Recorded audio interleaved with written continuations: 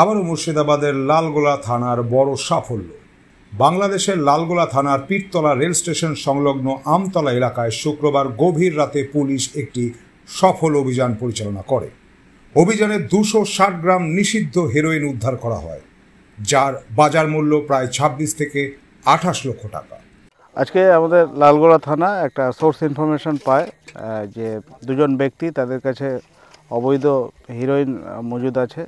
তো সেই অনুযায়ী আমরা এই আমতলা এখানে আমরা তাদেরকে ইন্টারসেপ্ট করি এবং তাদের এক্সক্লুসিভ পজেশন থেকে 260 গ্রাম হিরোইন আমরা সিজ করি। এটা কোথা থেকে কোথায় নিয়ে যাচ্ছিল?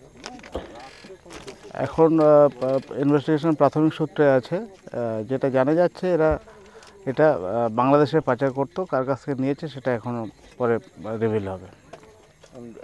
কি নাম এদের? একজনের নাম জেনারুল শেখ, ওর বাড়ি বিলবোরা কোপরা, লালগোলা থানার অন্তর্গত।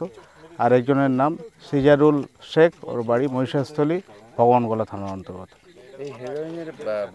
এই হিরোইনের বাজার মূল্য প্রায় 26 থেকে 28 লক্ষ টাকা। কদিনের রিমান্ডে নেবেন? আমরা 7 থেকে 10 দিনের রিমান্ড প্রেয়ার নিয়ে লন্ডন কোর্টের কাছে পাঠাবো। এই যে লালগোলায় এত হেরোইন উদ্ধার হওয়ার পরেও যে হেরোইন ধরা চলছে, বা এ বিষয়ে জনসাধারণকে কি বার্তা দেবেন? জনসাধারণকে এটাই বার্তা দেব যে লালগোলাতে কন্টিনিউয়াস এই হিরোইনের এগেনস্টে ড্রাইভ চলবে।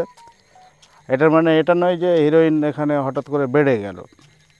এটাই আমাদের অ্যাক্টিভিটি এনফোর্সমেন্ট ড্রাইভ বেড়েছে, সেই জন্য তার ফলস্বরূপ আপনারা দেখছেন এত সংখ্যক কেস হচ্ছে। জনগণকে এটাই বার্তা দেব, আপনারা এই অবৈধ ব্যবসা থেকে বিরত থাকুন,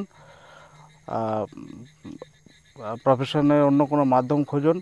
কারণ আমরা শুধু কেস করে ক্ষান্ত হব না, এরপরে আমরা ফিনান্সিয়াল ইনভেস্টিগেশন করে তাদের যে সমস্ত প্রপার্টি বানাবে সেইগুলো আমরা ক্রপ করব।